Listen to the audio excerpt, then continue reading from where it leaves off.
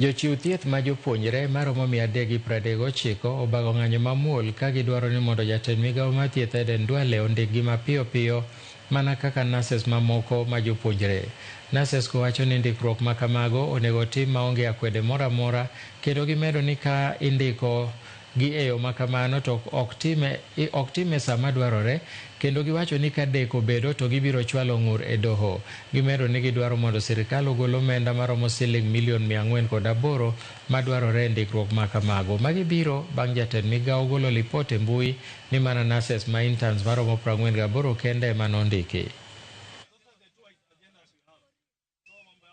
We have realized there is a discrimination of our nursing students who are pursuing bachelors in different universities in this country. And we are here to say today that we disagree with that, because you can't tell us that our nursing who have studied nursing and they are doing parallel, and the same who are placed by the government will not be paid during the interns in their various places. Number two, they have suspended 339 students not to attend for the interns. And for us, we disagree with that, because you can't tell us the government is not having funds. Our government has a lot of money.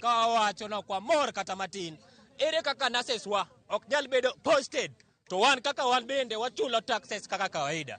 Koro kawuono wabiro kawuono kwa wacho kendo kwa piny kwa wacho ni nyaka chulwa. Onge kaka nyalo wuok ni ande nikech chulo pesa kendi universities koro ok nyaketi.